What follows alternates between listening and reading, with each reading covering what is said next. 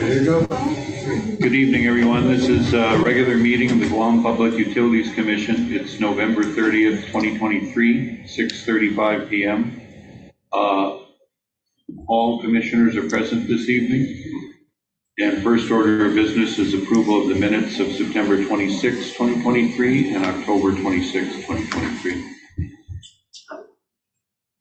I have a motion.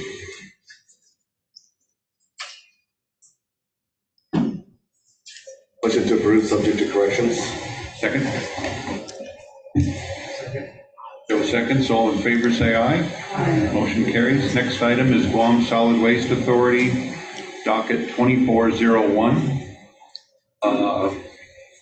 Fred, do you want to just put both of these together? Yes. Okay, so 2401 and 2402. Petition for review and approval of award and contract to Worldwide Enterprise, Inc. for a 24 cubic yard rear loading refuse trucks. There's an ALJ report and a proposed order for this item. And also 2402, petition for review and approval of award and contract to Far East Equipment, LLC, for a 24 cubic yard side loading refuse truck. We have an ALJ report and a proposed order. Fred? Thank you, Mr. Chairman, Commissioners. What GSWA is requesting tonight is approval of awards and contracts for refuse trucks. Worldwide Enterprises, Inc., which is a federal contractor through the federal GSA, and that's for two rear loading refuse trucks, and then two more refuse trucks to Far East Equipment, LLC. These are 24 cubic yard side loading refuse trucks. So the reason I'm handling these together, they were both awarded in the same bid. And that was bid GSWA 004-23. And Solid Waste had sought to procure 4 trucks total. Again, 2 side loading capability and 2 rear loading capability. There was only one bidder for all 4 trucks, and that was Far East Equipment. They submitted a bid for 2 rear loading refuse trucks and 2 side loading refuse trucks. But the IFB had stated that GSWA could consider federal GSA contracts if offered. And GSWA did receive a quote from the federal GSWA for both sets of trucks, actually.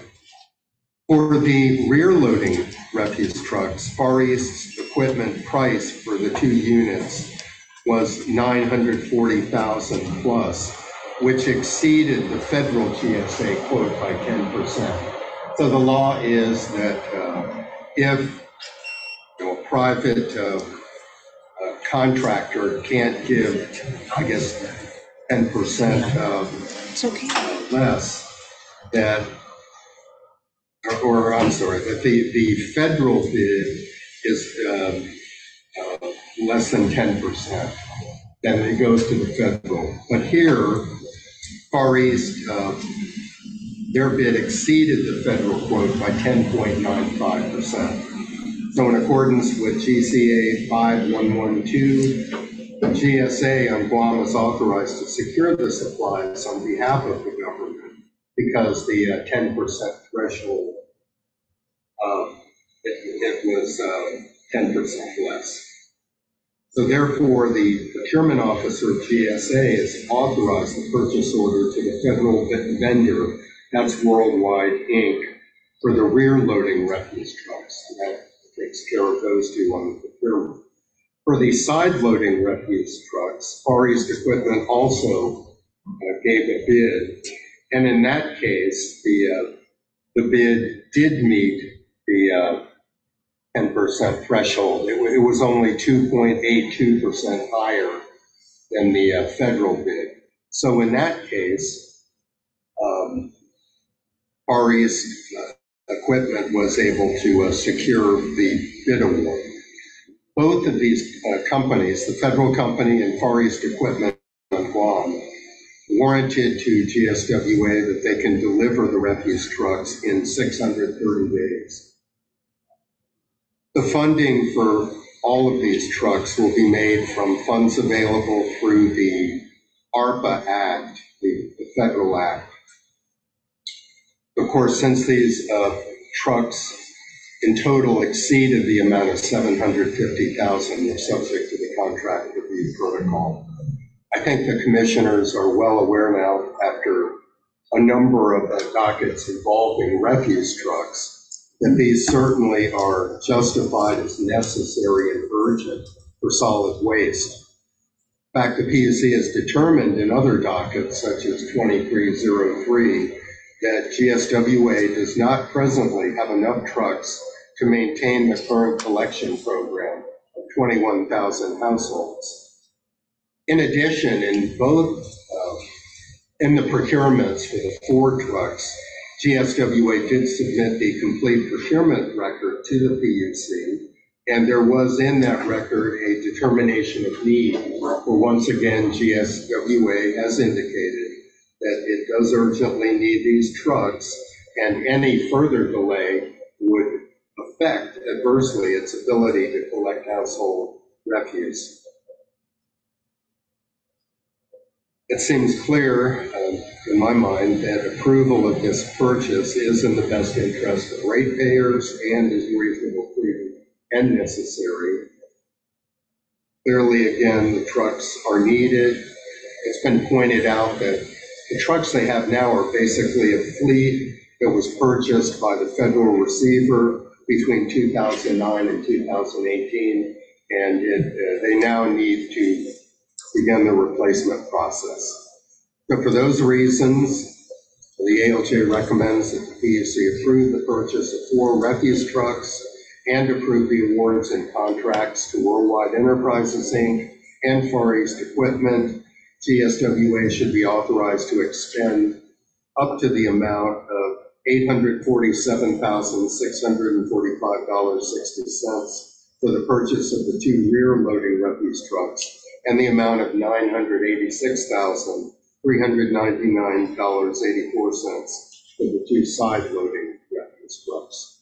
And I have submitted for your consideration an order that would approve those. Thank you, Fred. Any comments, sir?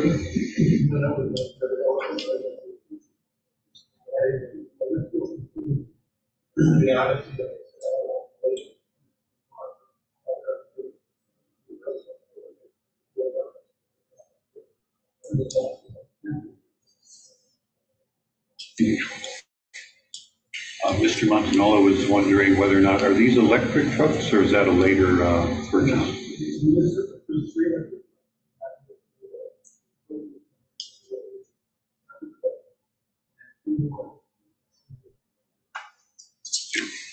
All right. Just a quick question. Brad, is there anything in the procurement law that says that we have to go with a bid unless it's the 10%? I mean, meaning that GSA was $40,000 less, even though it's within that 2.5 or 4%, within the 10%. Is there any reason why the government would want to save money and go through GSA and not through a higher bidder? I think in about, I want to say 2009, it could be out on the date, but the Attorney General issued an opinion basically leaving the determination about the 10%, how it was made, to local procurement officials. So there's nothing that requires purchase, if the 10% threshold is not. So could they have gone through and just bought all 4 from GSA? Well, except for the fact that the bid of Far East was within the 10% threshold, so I think that's within So the that's law. what the law is saying, as long as it's, it could be As more long as that expensive criteria is met in the federal contract with the business. to help local businesses maybe. Okay, thank you.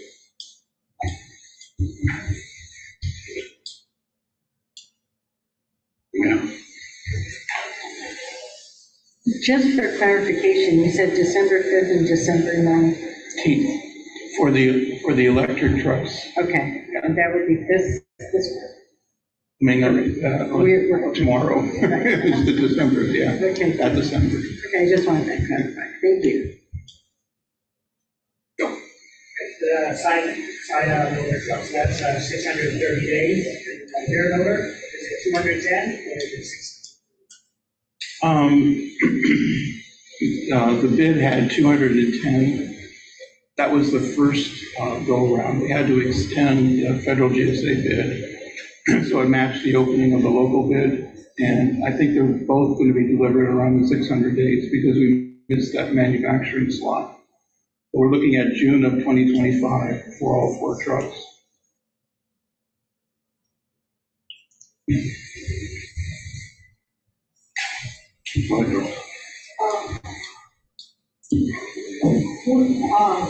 Since these two are or these 4 are gonna be almost like 2 years away, how are you, how's your replacement? And I guess the question is, this was just to get you up to speed, not in the beginning to replace. So what is, such that we'll be ordering at least every year or every other year, 2 or 3, like, get you on a routine. Yeah, we're going to make the parts people pretty happy with us to keep 4 to 5 of the current trucks going until June 2025. Oh, so you're going to Ross Peters to pay Paul? Yes. So will you be coming back again? Because that's just to get you just to your basic. What about your replacement of the old one? So for the diesels, we plan on 6 to 7 years. That's sort of the industry standard. Guam's mileage is not quite as great, so we may be able to squeeze a few more years, but we'll look at the data. Excuse me, we'll look at the data on the repair history and frequency of breakdowns to determine whether it should be replaced early or we can hang on to it for a few more years. But the idea would be, again, to try to replace 3 or 4 trucks per year instead of trying to cram all 10 in the same time period. And when do you expect to start doing that? Like, we're doing that now with the new arrivals. We had 3 diesels delivered this summer. And again, the other 3 small electrics are going to be delivered here. So we keep data on them routinely. So we should be seeing you every year from now on. No, for these 10 trucks, we're probably going to see a 3 to 4 year hiatus, hopefully. No garbage shedding. They just pile up. They just pile up. Yeah, Thank you. Anything else? Motion to approve GSWA docket 2401. Thank you, Pete. Is there a second? Joe seconds. All in favor, say aye. Aye. Motion passes. And 2402. And 24-0. 2402. The motion passes unanimously. Thank you Thanks so very much. much. Thank you. Next item is GWA docket 2402, petition to authorize GWA to increase funding to its contract with JMI Edison for submersible pumps and motors for GWA deep wells. We have a legal counsel report and a proposed order. Anthony. Excuse me, Mr. Chairman. Yes, Mike. Accused on the 2 GWA docket items. Our business GWA pending litigation. So noted. Mr. Pangilinan is recused on GWA docket 2402 and 2404. Thank you, Mike. Go ahead, Anthony. So,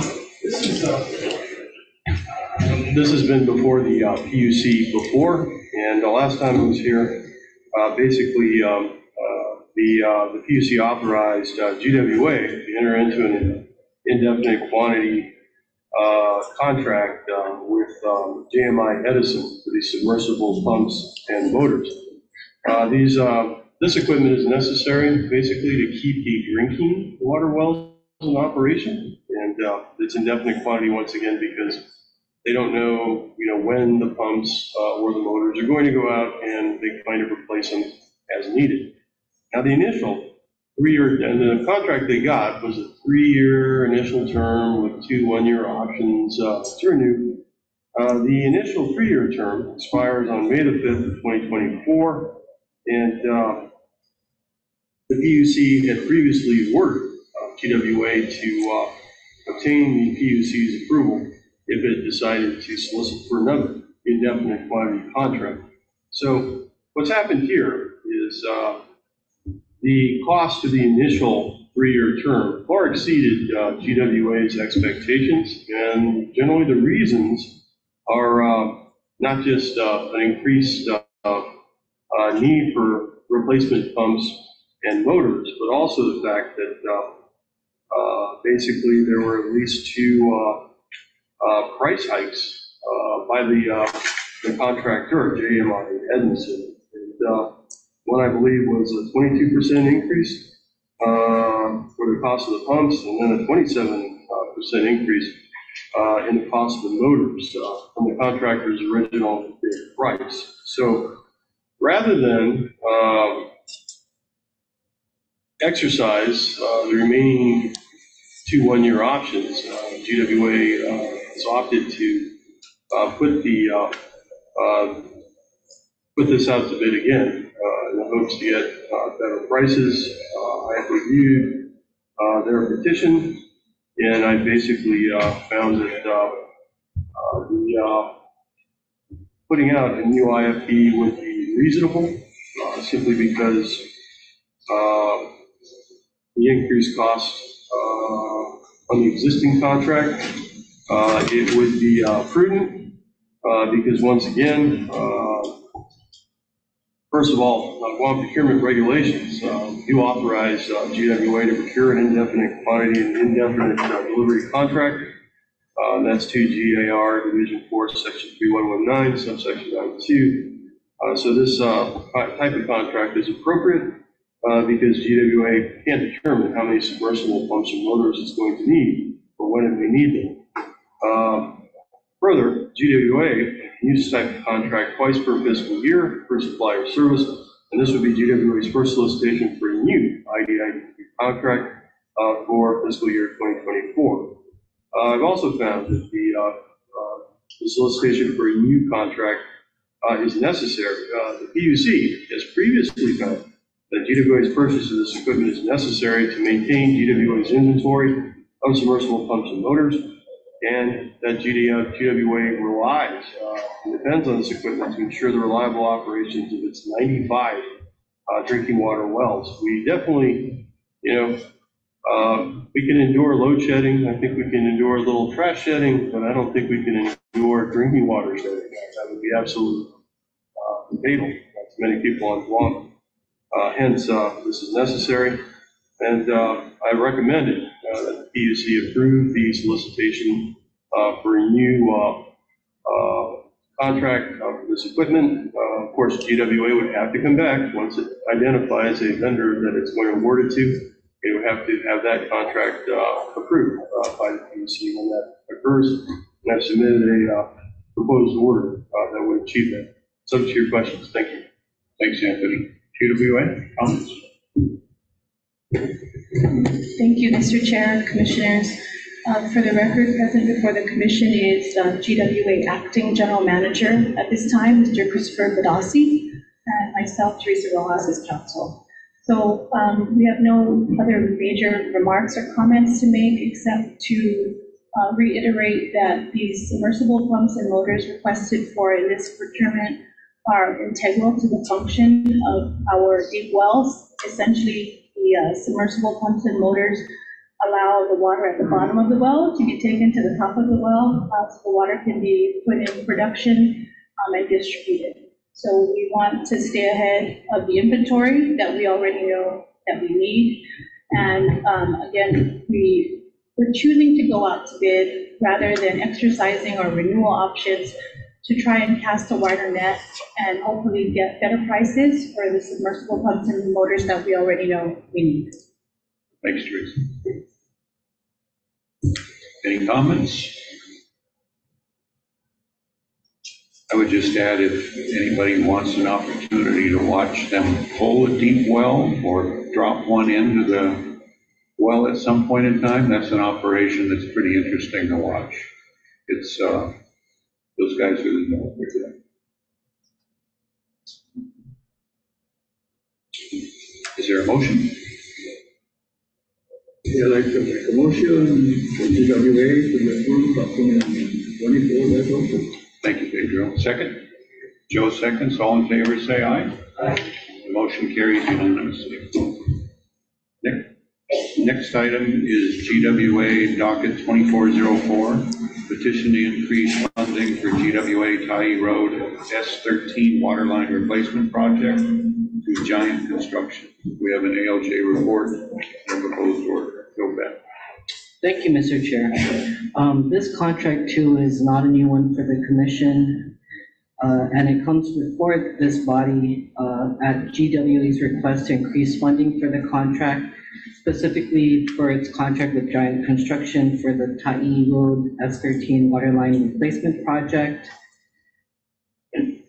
And as indicated in the report, there has been an effort to resolve the recurring waterline breaks along the Tye Road, Cañada Total Loop, Blas Street, and Barrigada. And pursuant to the PUC's approval of the procurement, GWA issued an invitation for bid to obtain a contractor to replace about 6,000 linear feet of existing 2-inch and 6-inch asbestos cement pipe water lines with 8-inch PVC water lines, and we're connecting these lines to service lines and other connections along the road. Now, Giant Construction was awarded the contract, which the PUC approved back in 2021, and this body authorized GWA to expend up to $2,140,292 for the contract. And then GWA returned to the PUC requesting an additional authorization for about $558,135, increasing the contract total price to about $2.5 million. And this was to account for 2 change orders that the PUC at the time reviewed and approved. So now GWA is before this commission to seek approval for subsequent work orders that it says that the contractor needs to complete in order to finish the waterline replacement project. And specifically, GWA is requesting approval to increase its total contract price with Giant Construction to $3,045,770. GWA maintains that since the PUC's approval of the funding back in 2021, there have been some unforeseen site conditions that were discovered when they disconnected the old asbestos cement pipe water lines.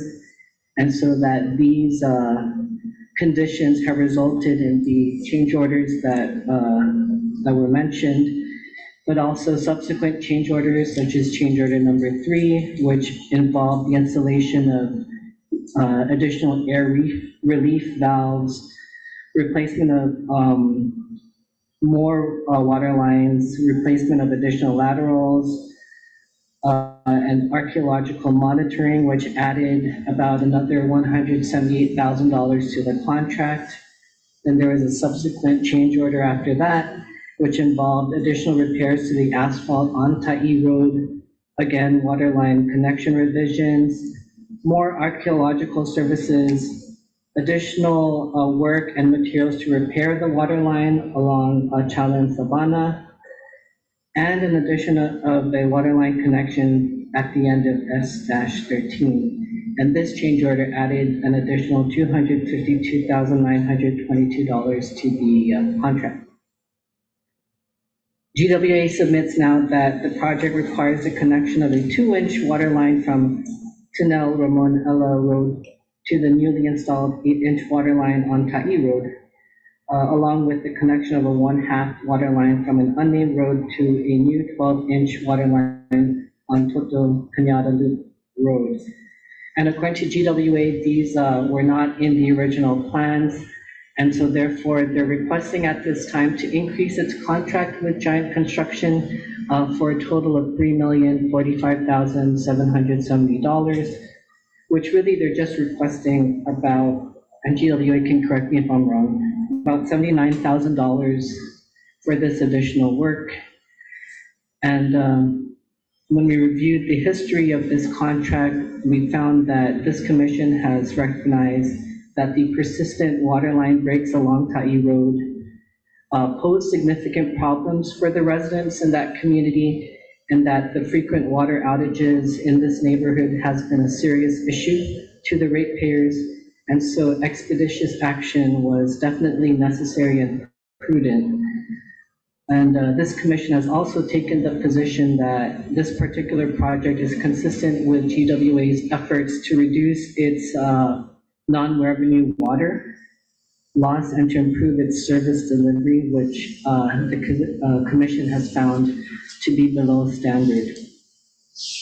And so based on this record, Mr. Chairman, I recommended that the PUC authorize GWA to expend an additional amount to make the total contract price $3,045,770 to further its work with Giant Construction to complete this water line replacement project, which will benefit the ratepayers in that community.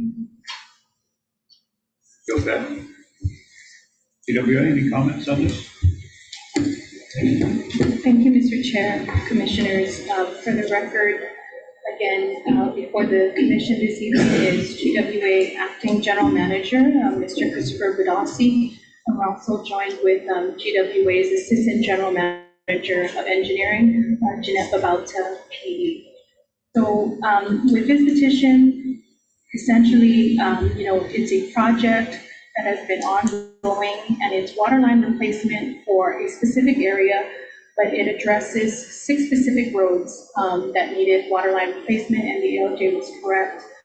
It was to replace old asbestos cement or asbestos concrete lines and old PVC lines with new PVC pipe, And so we can report confidently that the project will come to a completion if the PUC votes to approve this change order. I do want to make one note that with the contingency of 20% and the amount approved in PUC docket 22-04, GWA is only requesting an additional $21,000 to complete the project, not the 79. The 70-some that the ALJ reported was an additional amount up from the amount approved, but didn't include the contingency. So we've included the contingency, which would really only require an additional $21,000. If you have any technical questions about the project, our Assistant General Manager of Engineering is here to address any concerns or questions. Thank you, Tracy. Any questions or comments from the commission?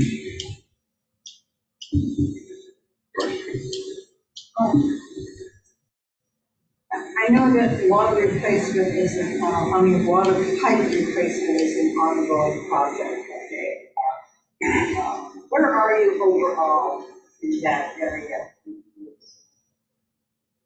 How long a plan is it? It's like a 10-year plan, a 15-year plan, and where are you? Are you year 2, year 3 of that plan?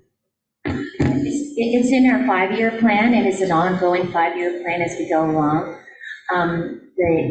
One of the main issues that we have, similar to the additional funding that we're requesting for, is back in the days of the PUAG. At that time, we have 2-inch, 1.5-inch water pipes that are currently unknown. So when we do pipe replacements, and when we shut off water service is when we find out there's actually a 2-inch in there, and they've been installed 30 to 40 years ago, maybe some 50 years ago. And so that's an ongoing issue. So we are, as we begin to install the water mains that we know of, And we find the little ones, it's the 2-inch ones, the 1.5-inch ones that are the differing conditions or unknown conditions that we run across. And we anticipate that will be ongoing for a while, but our funding is needed in order to have a more robust water replacement project. So currently, right now, we are moving forward with design on both our asbestos cement pipes replacements, our general size pipe replacements, as well as our undersized water lines replacements. So we're going into design on all those 3 projects as we speak. So, as you find these old to this pipe, what size are you replacing? We're replacing it. It varies for this in case where what we're doing now for this particular order is we're taking the 2-inch ones and connecting it to the water main. So what happens is it's connected to the old asbestos pipe. We weren't aware that it was connected to the old asbestos pipe because it's nowhere on the drawings, no one knows about it, until we're about to shut it down because it's the last leg. We're almost completed with the project, and all of a sudden we get calls and say, hey, we don't have any water. That's when we go back and say, oh, they're connected, there's there's existing 2-inch or 1.5-inch. In this case, that's the reason why we're asking for that 21. We find out when we shut down the water. It's the only way we can find out because we don't have any records.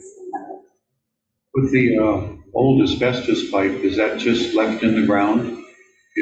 Or do you dig that up and dispose of it? What do you do with the old asbestos pipe? We do abandon it in place. In some cases, if it's, some of them we're looking into like pipe bursting, but we do abandon in place for more environmental.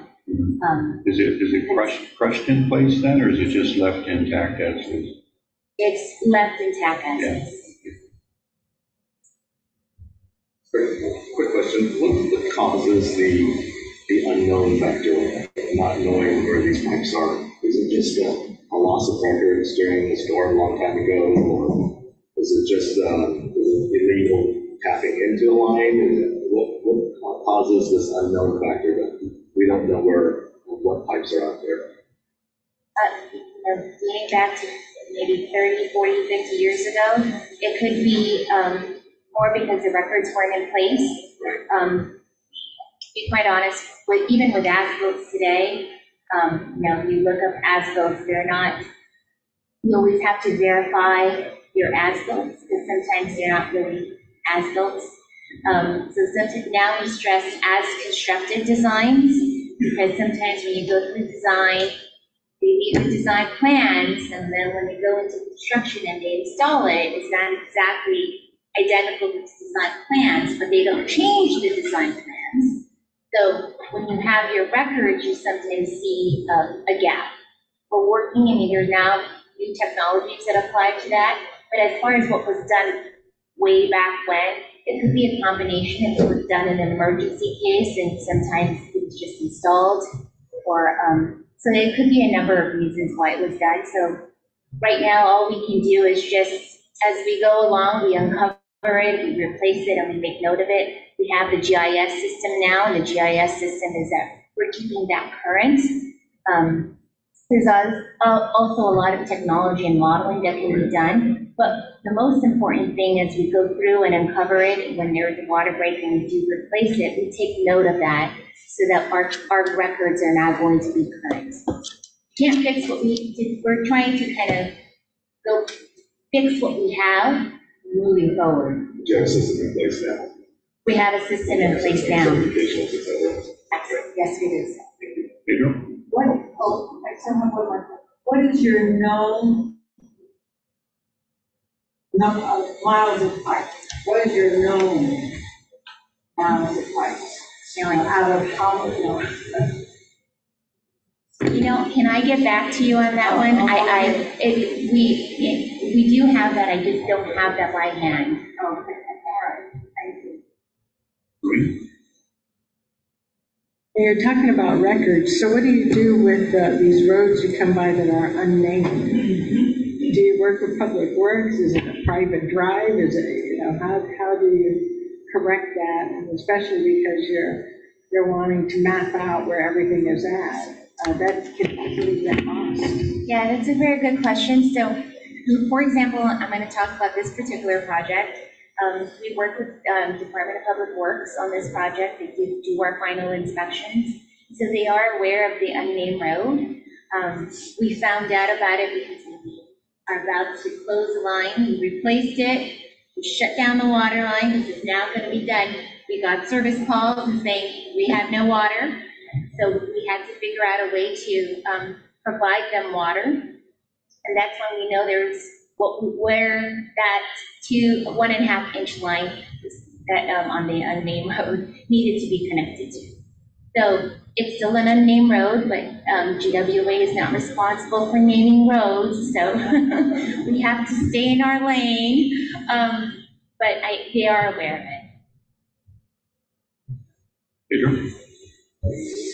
Are you the new chief engineer? I'm sorry? Are you the new chief? Congratulations. Yes, sir. Thank you.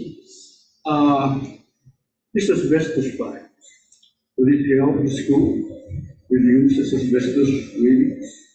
I'm sorry,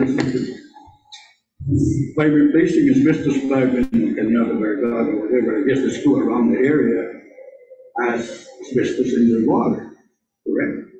So maybe by replacing it with a new pipe, which is PVC or whatever, will reduce the asbestos numbers that have been noted in the school system. But I'm hearing that there's asbestos in the water in the school system. Okay, and also, I hope the roads are blacked out good because, someone is watching. We constantly monitor EPA, DEPA constantly monitors our water regularly on a monthly basis. And they will be aware of that. It does get flagged. So far, we haven't seen that being flagged yet, so. Yeah, from an old water guy, yes, about 60 years old, okay, thank you. Anything else? Yeah. 2404. Motion to approve GWA docket number 2404. Your second, Peter's motion. Pedro seconds. All in favor, say aye. Aye. Motion passes unanimously. Thank you, GWA. Have a good evening.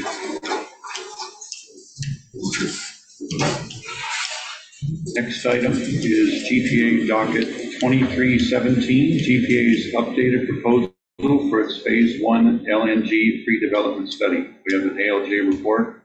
Your proposed order. Fred. Thank you, Mr. Chairman, Commissioners. So really the only issue before you tonight is phase 1 of the study,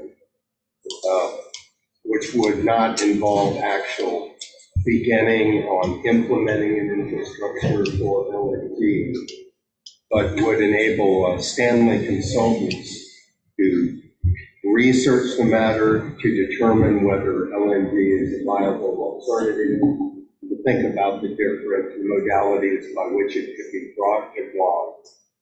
And in the plan, phase 1 has a go, no-go, which means after a study were completed, matter would have to come back before the PUC before anything further could be done on this project at all. So there are 4 phases. There's a bidding phase, an infrastructure implementation phase, and then what they call a transshipment phase. This at every stage will have a go, no-go decision by the PUC. So really whether to fund the study at 1.7 million is the only issue that you have to decide tonight.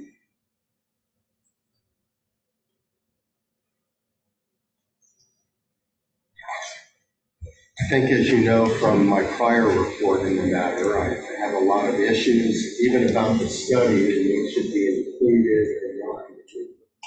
I won't go into too much detail, but major issues I would be concerned about were particularly the transshipment, either intra-island in Guam or also to the other islands. Because I think under GPA's enabling statute, there are serious questions about whether GPA has the authority to get involved in becoming a participant in the LNG fuel market, whether either selling or franchising to companies on Guam, and certainly whether it's to supply other islands. Because under the enabling statute, GPA operates, controls, and runs the electric system. That means the Guam electric system. So talking about dealing with fuel in other respects than supplying Guam's electric system, I think there are serious legal concerns. So one of the recommendations I made was that Stanley be required to include a legal opinion in its initial report as to whether the GPA can even engage in these activities. And the reason it matters is that it's probably the case that if the PUC agreed, the GPA would have the authority to supply the Ukadu power plant as a part of the system. So I don't think from that authority point of view that is much in question.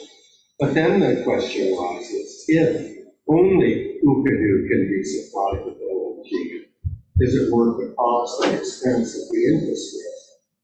And I happen to feel that perhaps this intra-island or transshipment options were brought up to expand the potential market and therefore the volume of LNG. That was one of the issues, and I'll just give you the main ones. The other one, I had a concern about how LNG fits in with renewables. Now, I attached a chart to the report which indicates that by 2040, there's going to be over 1,300 megawatts of solar power in the water. You know about the legislative mandate in 2045 and 100% solar. The GPA seems to adopt that way. If you look at its chart, by 2040, I believe, they intend to be at over 100% solar. So these two issues, I do suggest, if a study is approved, that those and the other issues that are raised in the ALJ report really have to be addressed.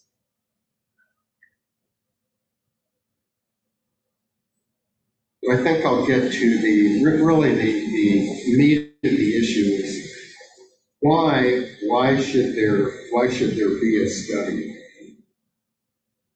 If you look at the history of the PUC of this issue, first of all, in docket 1505, the PUC took a position that LNG would not be approved. And you recall, the LNG issue has been before the PUC, probably beginning in about 2013. The first ruling by the PUC was that no, LNG is not approved and will not be utilized. However, after that was disapproved, later on in the same docket, the PUC did indicate that for a new generation, CPA could entertain and consider LNG proposals that provided efficient, reliable, and least cost capacity. And those of you at the commission at the time might call this the Commissioner Andy Niven principle, which is that the PUC is fuel agnostic. It does not care in some senses whether the fuel is fossil fuel, renewable, LNG, but it wants to consider and examine all fuel sources. That was the reason the PUC at that time had said that LNG could be considered for new projects. And I might also point out that more recently, I believe this was docket 1802, the PUC required that the Ukadu power plant must be capable of dual firing for ultra-low sulfur diesel or natural gas. So in a sense, the PUC approved the pipeline, second pipeline to the utility plant, which already is being constructed. And I don't have an exact figure, but I seem to recall Assistant GM John Cruz telling me the cost for that is $20 million, and that's already been bid. So to that extent, PUC has already at least started down the road looking at LNG. As I view this study, it's only to consider the question of feasibility and cost benefit. Because at this point, the PUC does not really have before it the justification or the analysis showing that the overall program will be cost effective.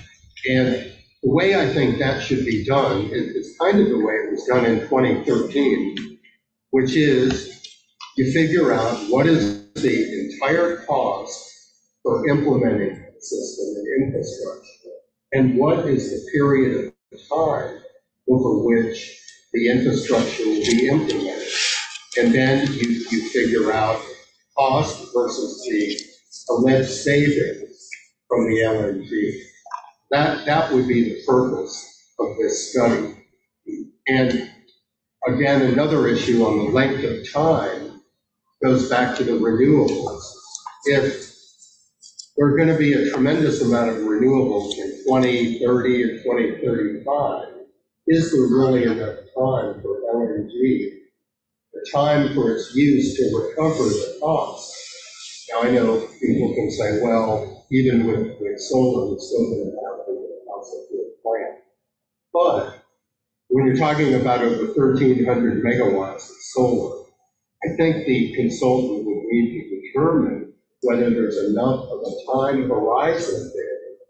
And this gets to the cost analysis. Is there enough time to recover the cost savings? So, just in concluding, the reason to do a study is to provide the information. It's expensive, yes, 1.7 million. But the commission's already started down that road. I think it would be important to determine, would it be cost effective? I certainly have a lot of doubts and reservations, but we won't know until we have a study done to look at that issue. In the meantime, of course, the PUC would need to hire a consultant. And it previously did have the Daymark firm, I think back in 2013, under a different name. It was Lummus at the time, but they have some familiarity. So again, the study would give both GPA and PUC an opportunity to determine whether, from a merits point of view, there should be any further implementation of LNG. If you just stop the procedure now and don't proceed ahead with the study, well, you never know whether it might be something that could benefit down the road. It wouldn't. Those are the things that we determine. In my recommendation, I did, with a lot of caveats, recommend approval. There were a number of items that I wanted Stanley to include in their study, all of the points I mentioned. I wanted them to consider the option of not proceeding ahead with LNG and just kind of a fair and objective study. So I suppose that's the reason, because I think the PUC should find out whether this is a technology that can be controlled, that the PUC, in my recommendation, should approve it with the changes to the study that I had in. Thank you. John, comments? Thank you, Mr. Chair. First of all, welcome back. And, by the way, you want to introduce? Yes, that was the first step. This is Mariam Wallace. It's a new legal counsel for GPA. And then, of course, you know Jennifer Sablan, and she's now the Assistant General Manager of Operations. She took over Melinda's job and stuff. So again, I'm in strong hands tonight to answer any questions that you may have. Yeah? So, Welcome.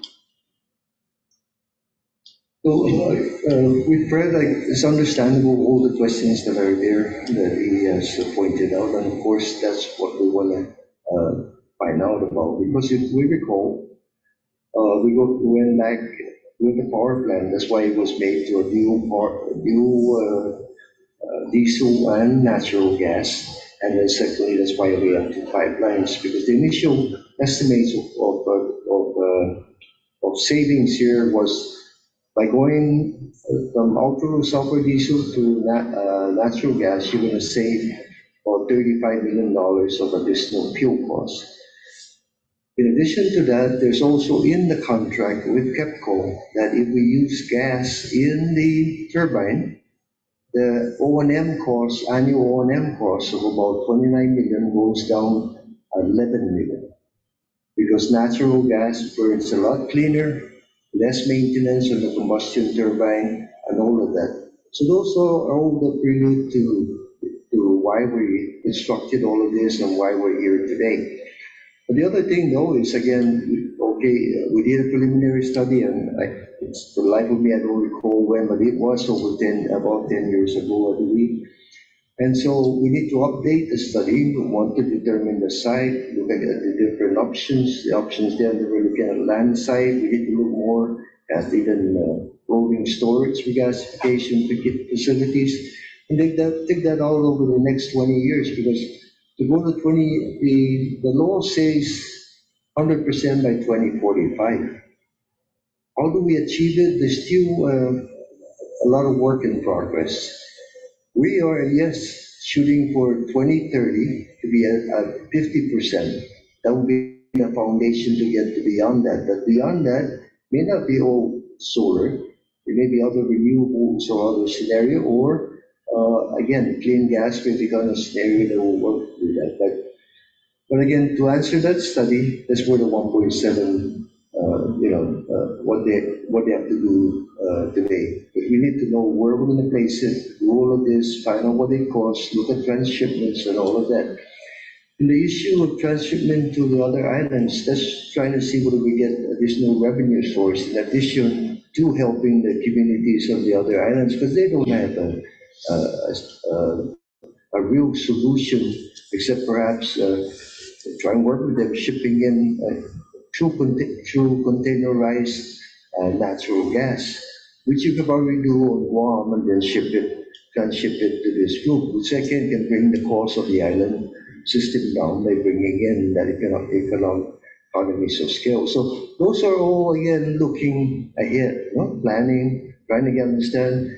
And of course, we surely know we'll have to come to the PUC for all of these decisions all the way, but we need to look at in the broad sense what we have to get done. And that's why we're trying to get this study going.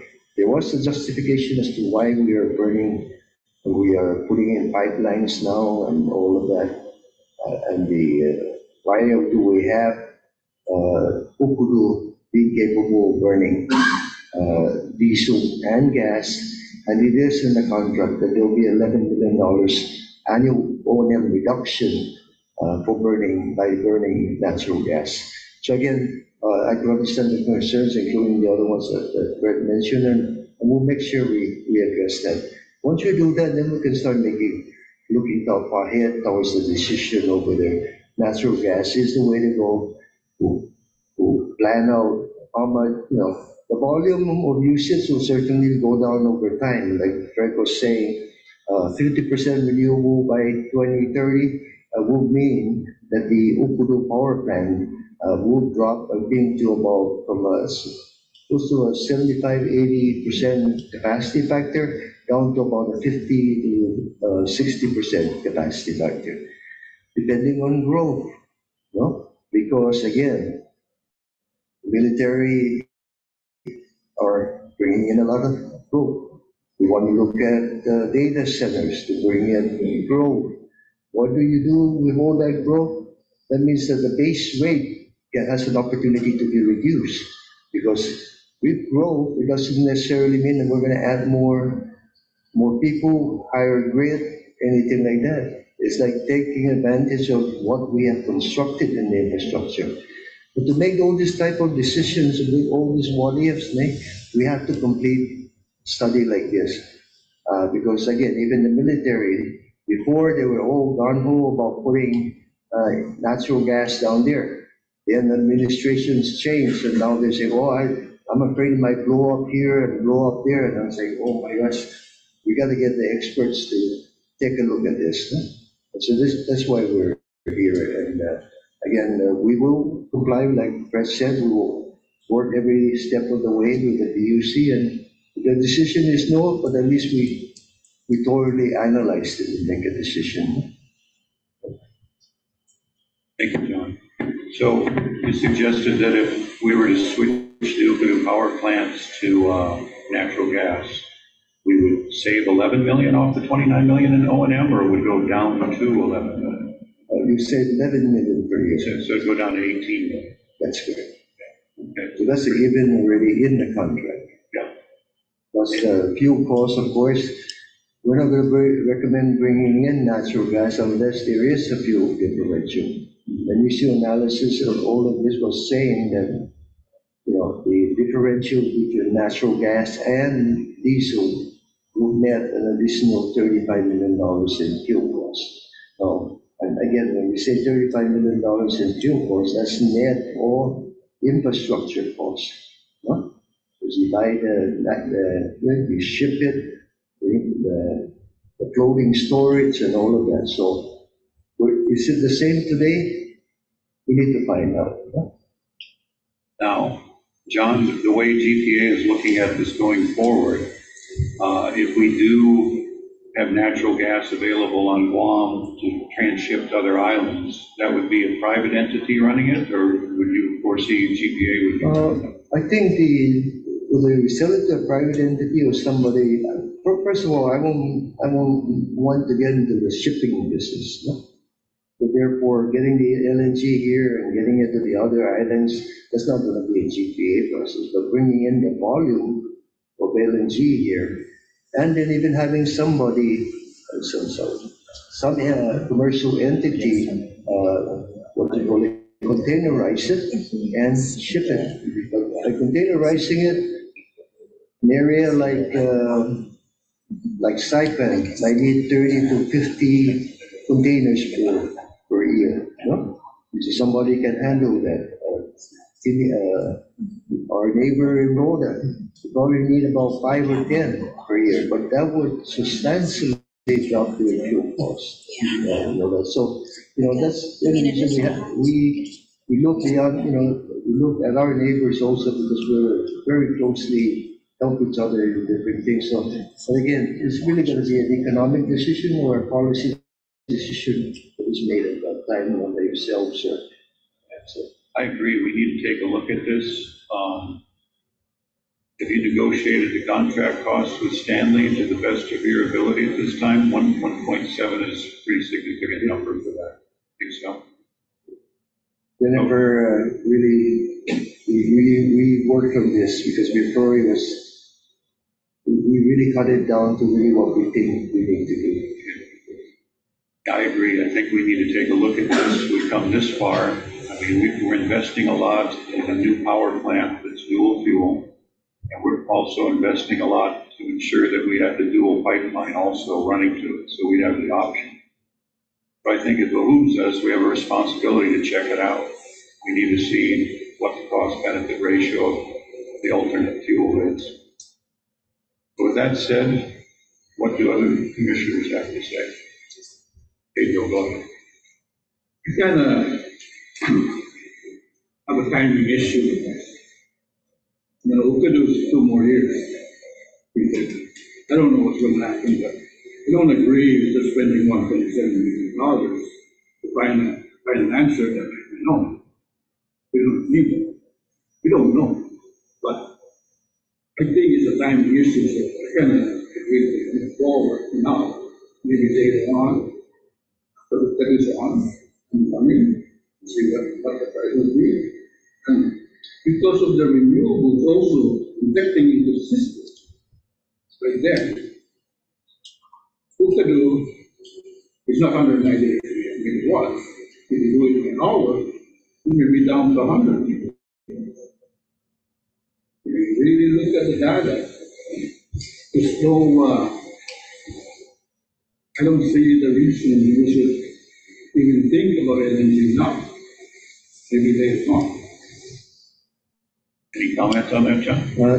Sure, Mr. Chairman, I don't think we need to analyze everything that we're doing ahead of time and not.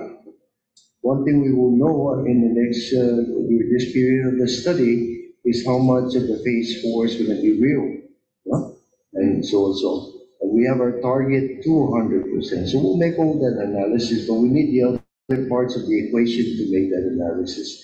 And again, 1.7 million to save tens of millions of dollars, it's worth an investment, and I think we'd rather do it earlier than later, because again, if we go back out in Naples, down in what we call Accra Harbor and find out there's no place for it, after all these changes, then okay, but we need to do it. We need to do all the legwork, determine that, and again, just 11 million a year is right in the contract that says we will drop our cost 11 million a year. Times 20 years, or even 10 years, that's 110 million, spending 1.7 million. I think it's a good risk, Mr. Chairman. That's why we're here before you today. Thank you, Pete. I just wanted to know, how long is the study? How long do you think it's going to take? A year? So after about a year, then again, from a year after that, we have everything going ongoing. 2 years, 1 year. January 2026. That's the date right now. 2024, so 2 more years. So is there, I mean, in the event that this study, we spend the money to figure out, let's say it's enough, right? We're not interested in moving forward. Is there any cost savings, additional cost savings involved with like stopping certain construction parts of the project? Because right now we're spending $20 million in piping, et cetera, et cetera. No, there is no, the machine is made to do what you're going to burn, you plan to burn. Just like you cannot go back later and change the machine now that you want to do it, natural gas. So that's why it's made to burn both at the same time. The pipeline, the additional pipeline cost is not a whole, the pipeline project cost is 40 million. But most of the work, of course, is the trenching and everything, and it's almost, just a little bit more cost for an additional pipe. So maybe the ratio is about 75-25, no? So that's why we went ahead to put in the second pipeline versus come back later and try and, I don't think a DPW or anyone will allow us again to come back later. So really, there's nothing we can, nothing that I see in the power plant construction that needs to change at this point. It's all there, or it's operated, the machines, the gas turbines are there, they can burn both field, and that's the key here. So I remember also when we were looking at LNG, the cost per versus diesel. And so there's that volume issue that you guys are going through now. You kind of figure out whether or not you can get that capacity to put economics to bringing the cost of energy down. And so, like what the LEAC impact would be if we left the LNG. Now that I understand that, that's one question. Then this 11 million that we're talking about. Is that the one on page 3 of your discussion in your LJ report? Is that the one where you said you didn't know the cost? Yes. Right, so that 11 million is what the cost is then? That's the savings? That's the direct savings from the KEPCO contract for the fuel water. Yeah. There's 11 million, I'm sorry, I'm not sure what is in there, but what I'm saying is that in the KEPCO contract, if we burn natural gas, it's $11 million a year savings. A reduction of the operation, the maintenance costs, no? By 11 million. So the additional savings that we have to look across is the fuel differential. And we do know that there's a fuel differential between natural gas and ultra sulfur diesel. Because again, diesel is a much more utilized. I'd just like to see in the study though, let's get that comparison versus, if we went strictly with the gas versus the LNG, what those costs, because there's going to be additional costs, not only savings, but there's additional costs for using LNG. That's correct. And so what that increase in cost is versus the offset and savings. We'll do all of that before we come to you with it. Because the economics are not there, with what we project to do and everything, and of course, we won't recommend it unless there's other issues like shortage of diesel fuel, and therefore natural gas is an abundant in the U.S. versus a commodity of diesel that's refined, no? And stuff. So those are the things that we will come back to you. It's going to compare the floating rate of the LNG cost. That's correct. That's correct. So we're going to do all that. Because that's what we need to do to make a decision whether. And again, once it's done, it doesn't necessarily mean we just implement it right then. Sure. No? But at least now we have a basis. Okay, we have a site, we have this, we can figure out the cost, figure out and refine our numbers, and then come back to you. No? Right. I think I'll add, go ahead, Doris. Okay. You said the two differences between diesel and I don't know the difference. What about the cost of the infrastructure to build up and contain the that plus has to be amortized against the cost of development. That's correct. And all of that was in the initial look at all of this, were already figured. So your net 35 million in fuel costs, 11 million in maintenance reduction costs. So now we're going to look at that differential again, and then we will come out with the net figure, taking into account what Fred has also mentioned. As we go to the longer term, there'll be a volume reduction in the consumption of fossil fuel because we're putting in more renewables. So we'll see, whether we save a lot of money in the beginning and then we fade off in the end. So, but the total net savings is this much, and this is work now, decision to move forward with that. But we need to get all of that together. And so, we're really busy, and we get the expertise to help us. We know how to evaluate it, and we know how to give them to answer the questions we need. And so once we get that, we will have something for the commission for all of us to decide on. You mentioned Saipan and NOLA. I mean, just leave the LNG on the table. I mean, because they would have to start from ground zero to even think about what it would cost to build. Okay, let me talk about Saipan. And again, because you mentioned them as potential customers, so that's my question to you. What makes them potential customers?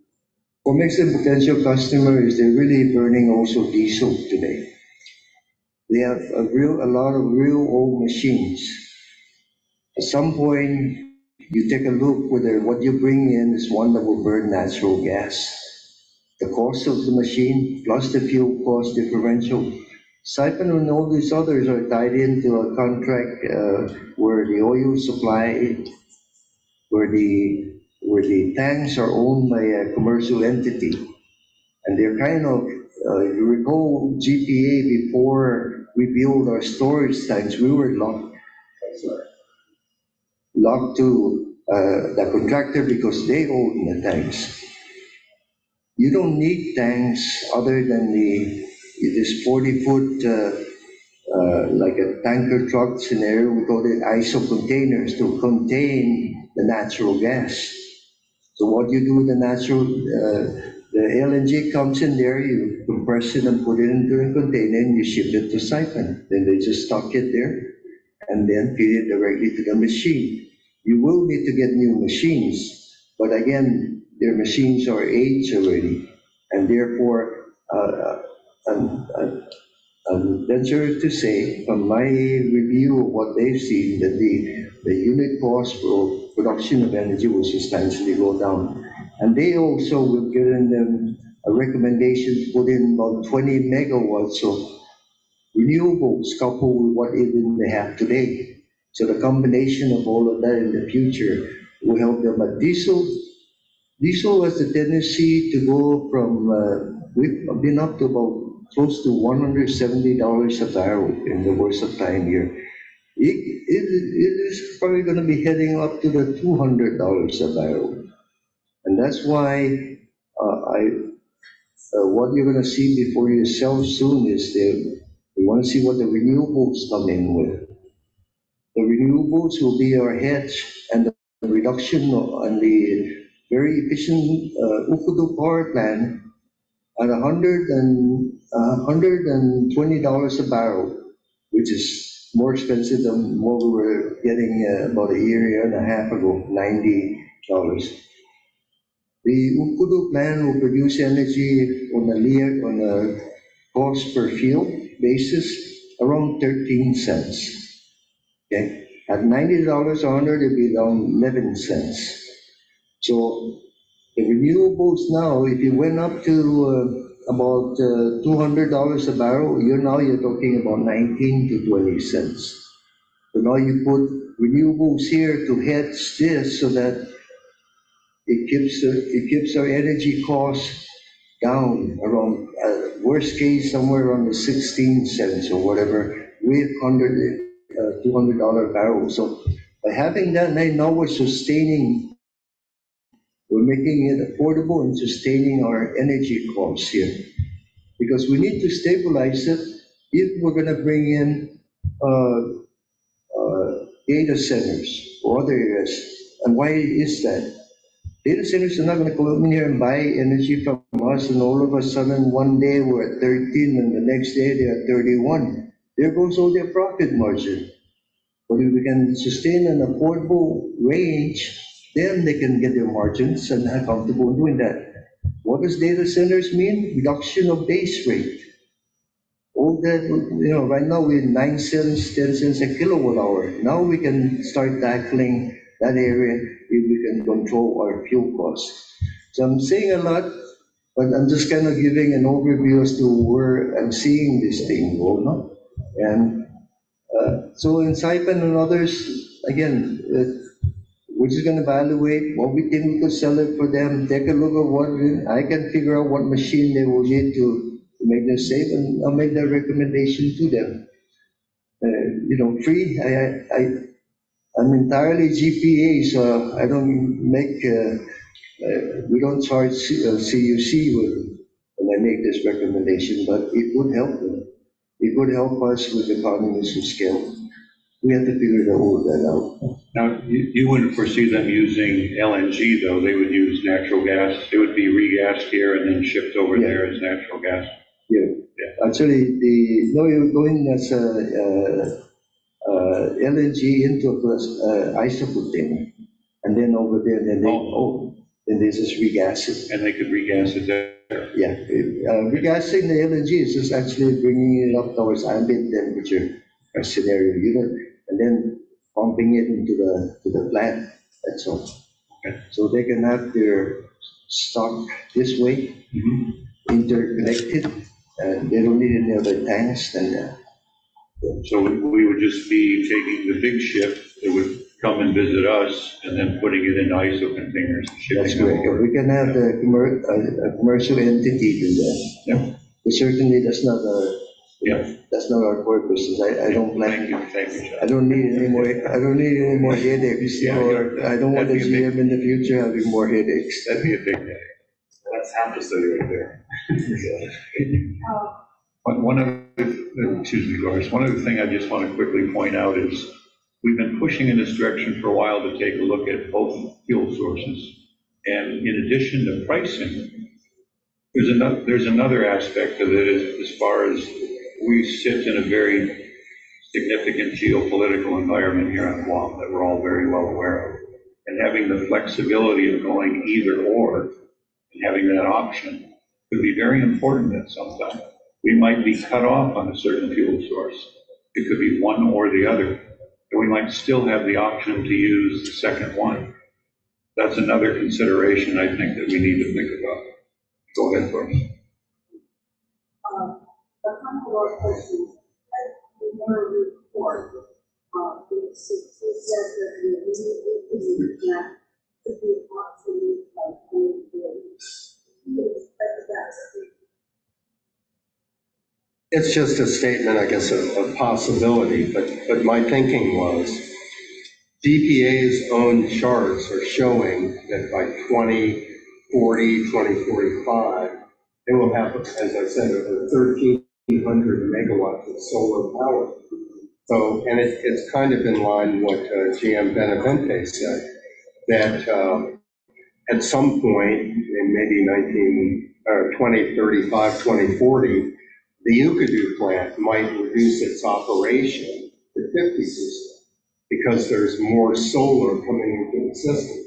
So my concern there is if the use of the Ukadu plant is going to be reduced, then is there still the same need for the LNG? And it reduces the need and then also reduces the arguments for its economic viability, because if it's used for a shorter period of time, we're only talking about 10 years, that's what you need to look at in the saving. You need to figure out what period of time will you be using the LNG and what's the volume.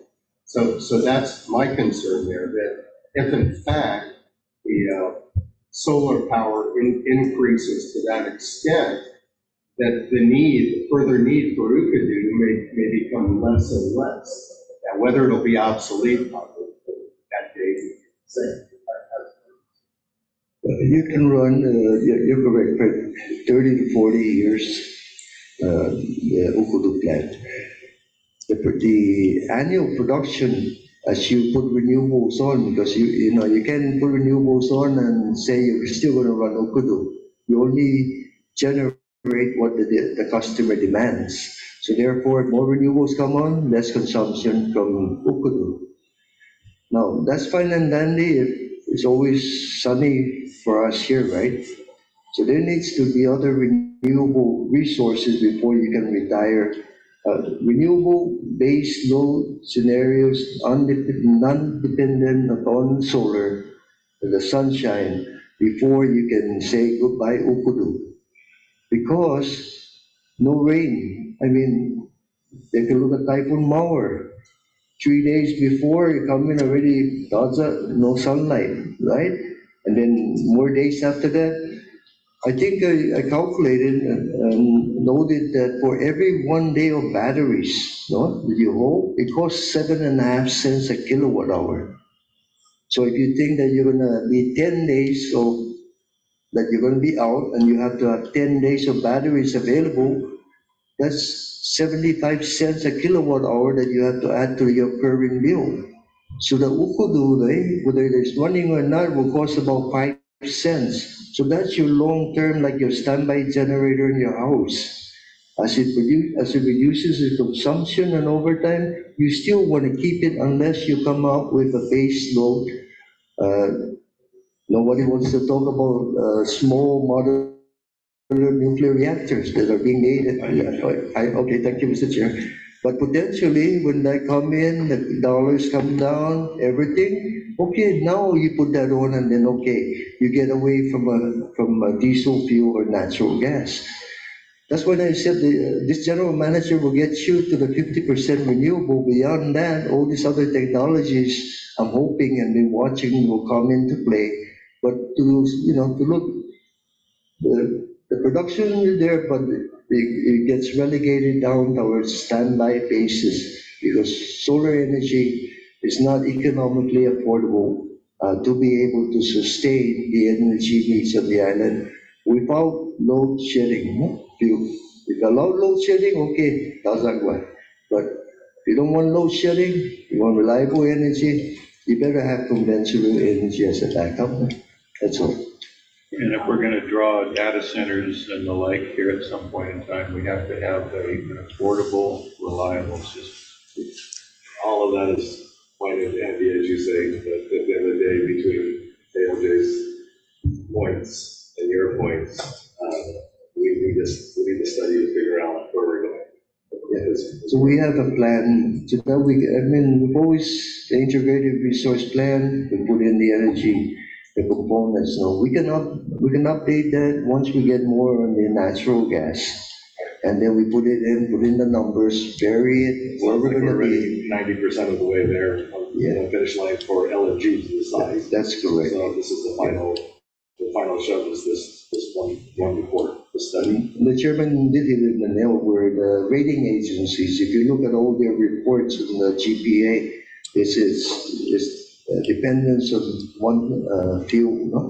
On the island. Right. So whenever, that's why they always get the same. So by diversifying now, then maybe we can start getting better in our credit rating, because we should be as good in the A plus really, but because of our exposure and our in the middle of nowhere, these are all things that negatively impact us. But again, the most important thing is seeing how will this fit in, what savings could there be for the utility, and more specifically the utility, and then we've done our due diligence. No? John, are you aware of any utilities Well, there are utilities in the state. They have all kinds of generation in the states. It really depends. Some of them they're switching to renewables now, but then they're finding out they don't have the transmission. They're finding out they don't. What do you call it? Finding out the hard way also that there are a lot of technical issues that still has to be worked out with renewables and other stuff.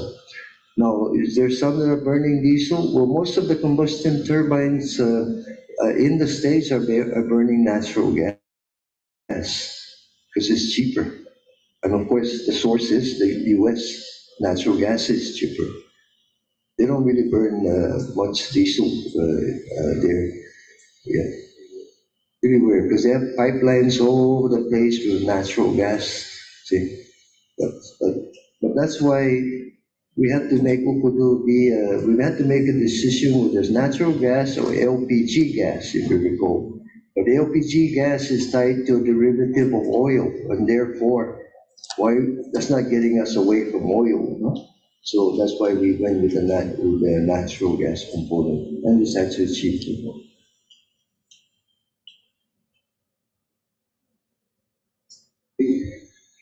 We're ready for another? Okay, go on. Yeah, piggybacking on Fred's opinion about 2040, where Ukadu is maybe 50%, 20%, whatever. It's another factor that I guess we forgot. 8 and 9, after 8 and 9, there'll be still diesel generators around. So you cannot, say the sunlight is not here, so we don't have solar, or we don't have Ukadu. But I don't feel the threat at all. We have the generators on island, LNG or whatever that's going to come. If you reduce the load at Ukadu by 50%, then doesn't your saving changes to 50% for what it is? It should be, right? Where it should be pushed. So I mean, all I was saying is the timing is not right to talk about it, to try to find another answer. Let's find out whether Ukadu can even survive diesel fuel. Because we have a baseline to pay Ukadu. Regardless of what, there's a maximum and a minimum that you have to pay Ukadu. And then we still got those other generators that will be operational because Ukadu is not large enough for the load of Guam. So I have this conflict of trying to figure out LNG. We cannot even figure out Ukadu, diesel. Let's take this thing step by step. We don't need to rush into this. There's no savings in it. In my opinion. I don't know if it's so much rushing because it's going to take a year for the study to get done. But even at just so that's what the study, what we're trying to understand is if we're using LNG and they're able to reduce the O&M costs at the opening plant to 11.5 million, we multiply that by the years out. Does that justify the use of LNG? Right, so because at some point LNG has always been in the mix, right? So we're just kind of over this. We just need the professionals now to tell us what to do all the analysis. That's what. If you need a professional, I think I am a professional. Yeah, well, I've been in the car business for 50 years. We need more than one. So, well, okay. Thank you.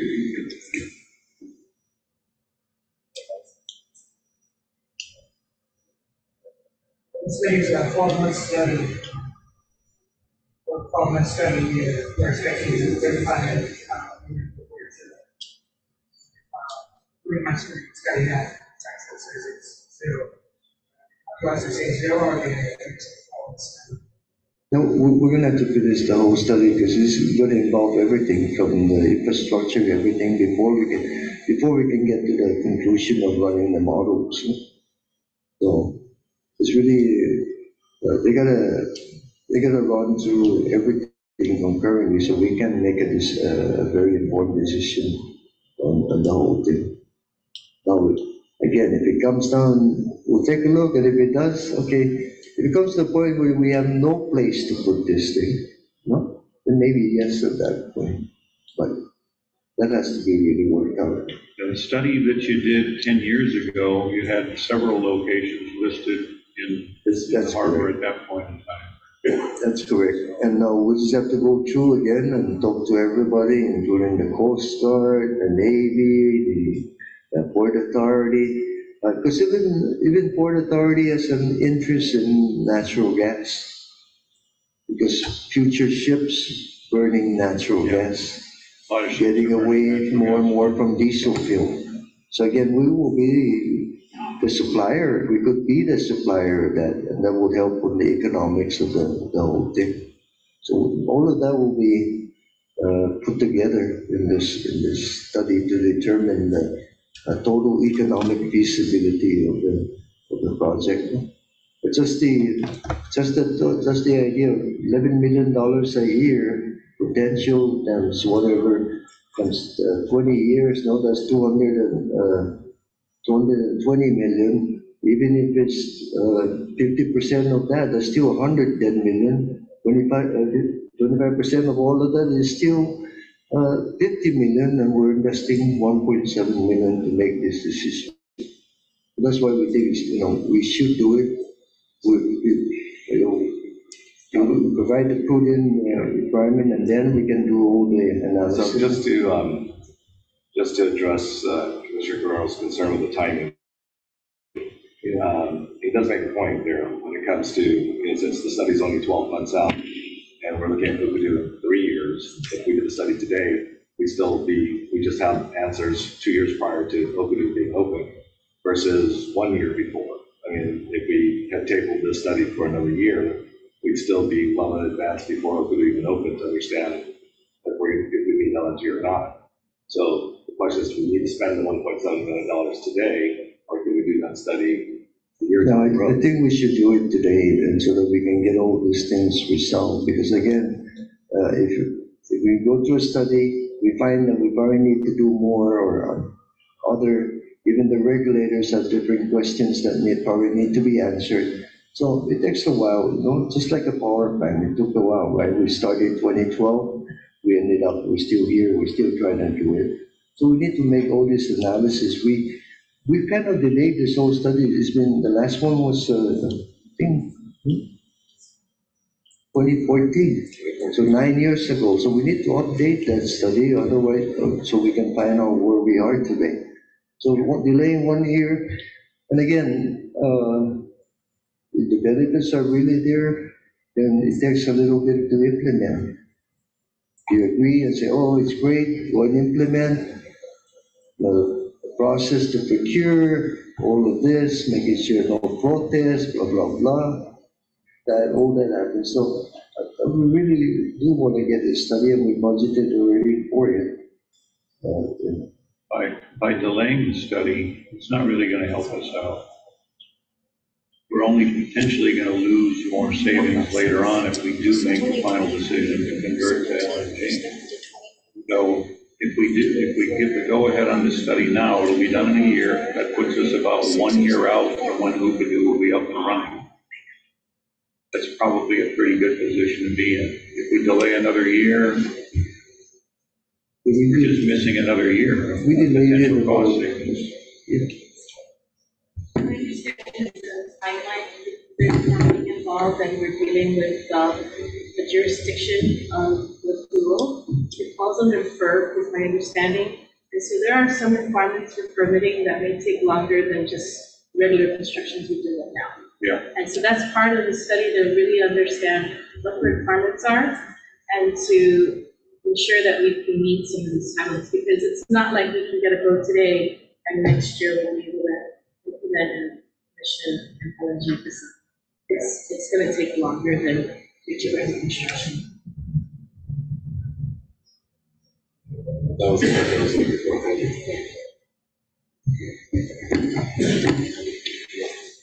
Anything else? Rowena? So you came to the amount of 1.7 for the study. What was it that was being negotiated? What was the original cost? The high-end cost that they were asking that you had settled at 1.7? So we're dealing with assessments based on the consultants' hourly rates and the activities that they were doing. They are working with companies such as, I can't remember the name, but there are firms that they will bring in that will look at certain designs that may fit the environment here. Since we do not know the actual site at this point, those things need to be taken into consideration. So there's some subcontractors with the technical expertise that are coming in. There's some legwork that needs to be done. They need to understand the area that they're bringing ships in, the depth of what ships can be coming in for.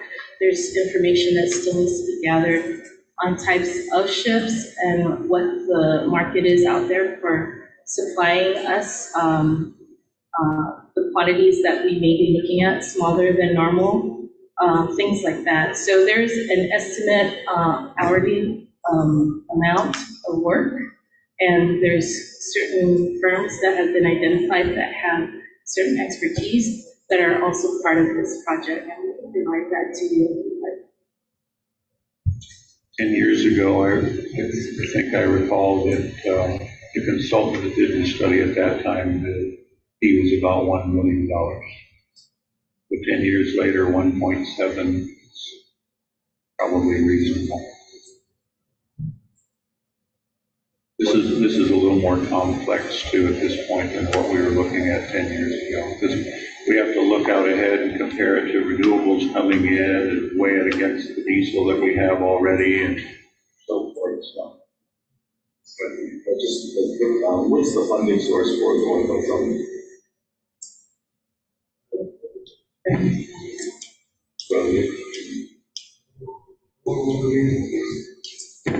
yeah, you have a mind. Thanks, John.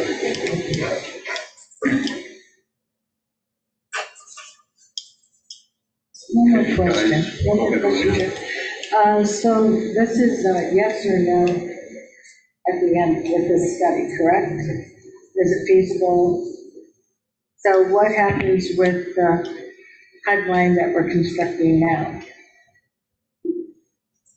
Does it get utilized? Does it just, it's just there?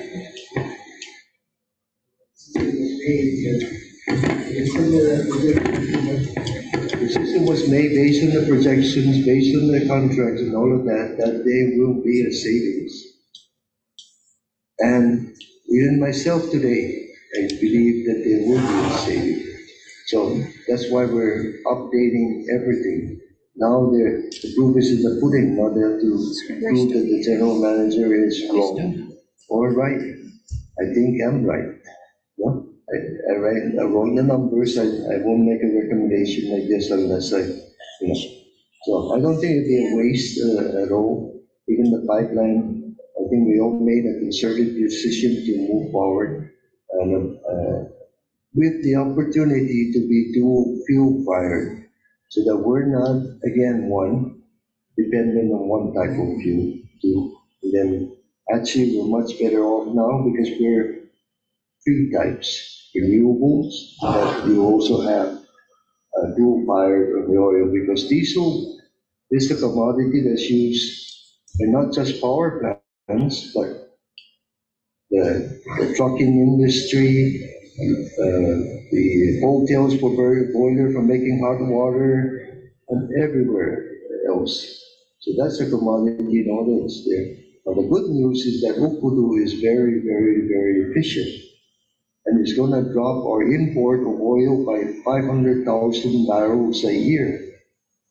At $100 a barrel, well, that's already 60 billion, about 120, 12 times 5 is 60 billion. No? So again, that's a given that's going to happen, but it could go there. And that's why the hedging with renewable will keep our rates here. But we won't be following it up to 31 cents again, not even to 23 cents that we are today. But those are the numbers that have worked out, and it's going to happen. It's just going to get Okudu on the line. Yeah, just to answer, the new pipeline is always a good idea. Because if if that line that we have is severed or is damaged or whatever, for whatever reason, that's why you have a backup line. Because you have a power plant in the middle of Guam. So I see that as a benefit. I don't see that as a LNG line or a diesel line. It's just one of those things. When you ever have a fuel line, you have to have two. So that's my opinion.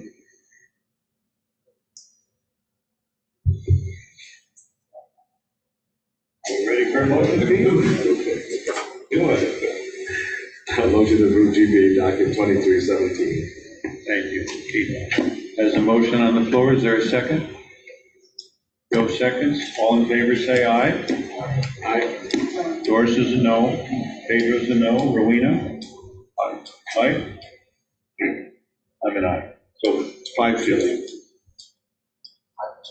Tell Stanley that they barely made it on this one shot.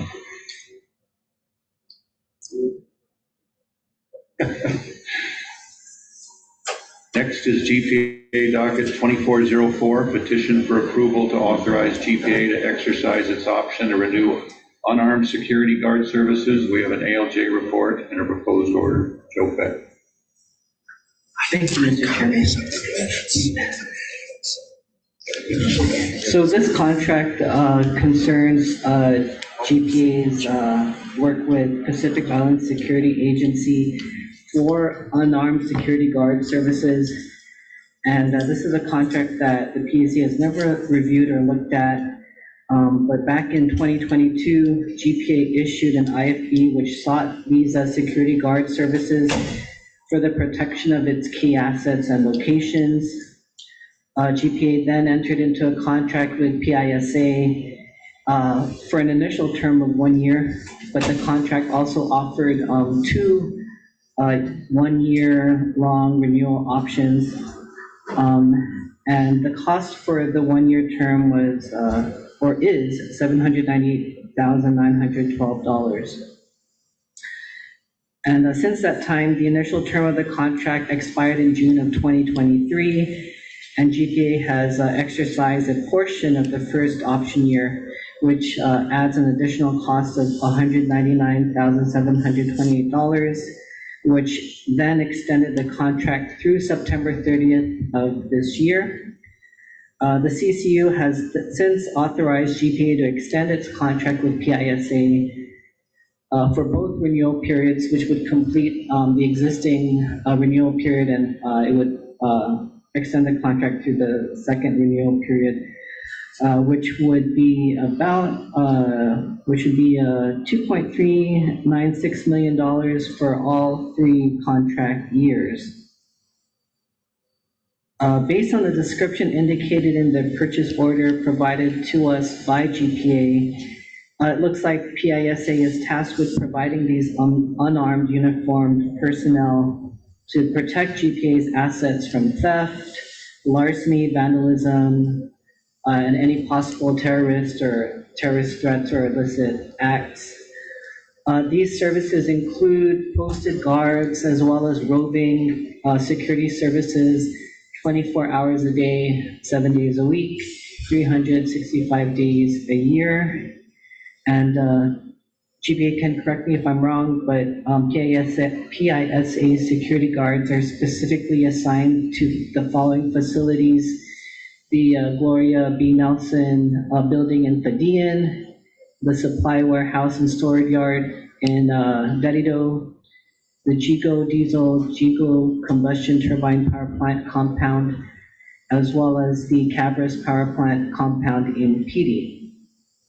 And their duties include responding to security threats, responding to suspicious activity, securing entrance points, providing immediate response during emergencies, assisting with access control measures, perimeter patrol, monitoring CCTV, and responding to alarms. And as the purchase order indicates, the monthly cost for these services is $66,576 a month. And according to GPA, they've indicated that exercising these 2 renewal options work to its advantage because there's been an increased demand for this unarmed uniformed security services since Typhoon Mawar. And I've noted that since the Commission has recognized in prior dockets that the physical security of GPA's assets, facilities, as well as its personnel are critical to its daily operations, GPA should be definitely permitted to exercise its efforts in obtaining security for these assets in order to protect its power generation facilities from threats of damage, vandalism, theft, tampering, things of that nature, most especially during these times where generation capacity is pretty crucial and limited. And so overlooking these possible risks may potentially threaten public health, welfare, and the safety of our island.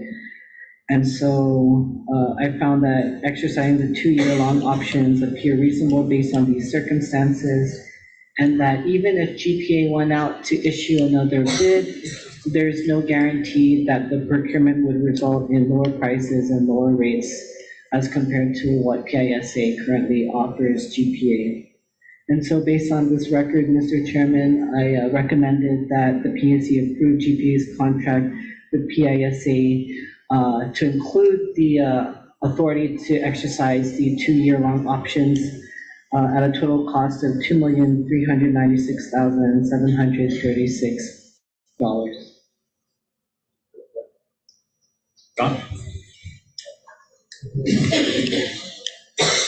Thank you, Mr. Chair. We agree with Sopet's analysis within recommend approval.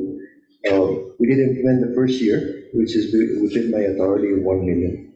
Then we implemented portion of the second year and went to the PUC for approval for the authority, and that's why we're here before you to actually get the balance of the years, which will extend up to 2.3 million, which is of course beyond the 1.5. So that's what we're here to Otherwise, if it's not approved, then you have to go out for bid immediately, actually. Thank you, John.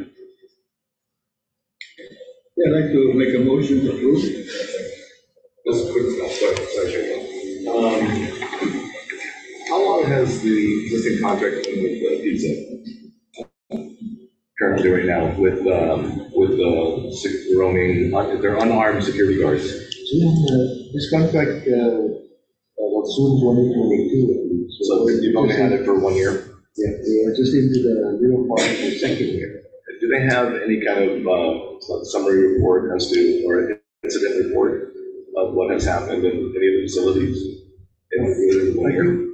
I think we have to, they have to report all of that for safety office, so we can check and then like that. So there is it's a compensation report. I can see that.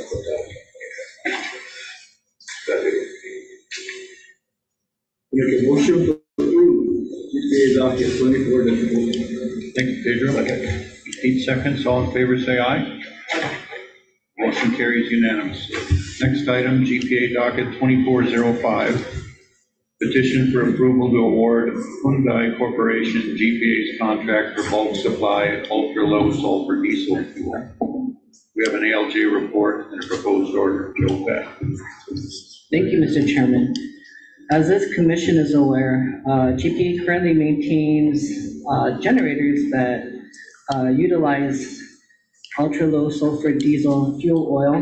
These include PD 8 and 9, in addition to the upcoming new Bukidnon power plant, which will also run on ultra-low sulfur diesel fuel oil. And according to GPA, its current contract for this fuel oil with Mobile Oil Guam is set to expire on January 31st, 2024. And so back in March, this commission authorized GPA to issue a invitation for bid in order to procure a new bulk supply of this fuel oil, which then GPA issued an invitation for bid. And in response, GPA actually got 3 vendors to submit bids. One of them was Hyundai Corporation, which submitted the lowest responsive bid, which offered a fixed premium fee of about $8 per barrel of fuel, which was about $4 less than the highest bidder and about $2 less than the next lowest bidder. And so with that calculation, Hyundai's bid price resulted in about $117 per barrel of fuel, which is again $2 less than the next lowest bid.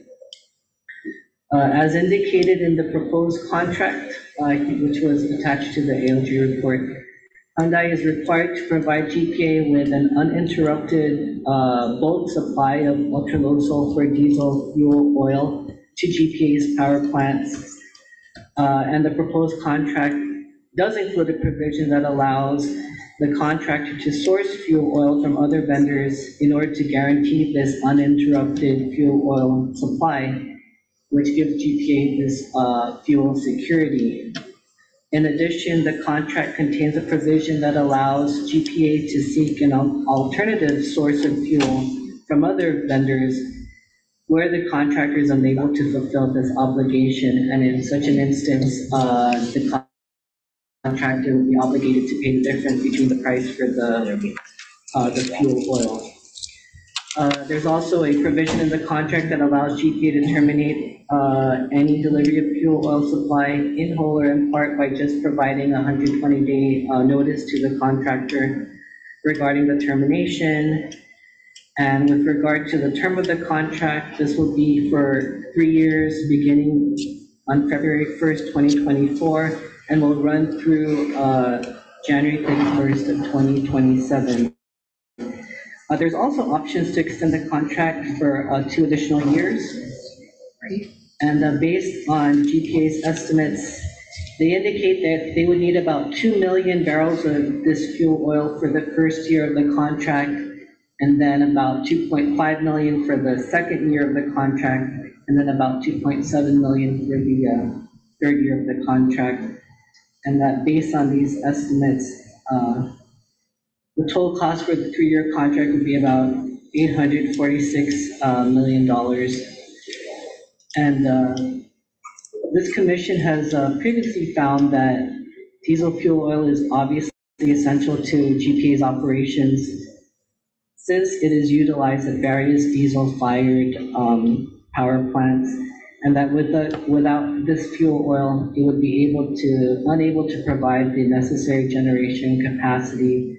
And again, especially during these crucial times where baseload units are not providing enough capacity for the island, the PUC needs to ensure that that GPA provide a stable and uninterrupted supply of electricity to meet the island's power needs.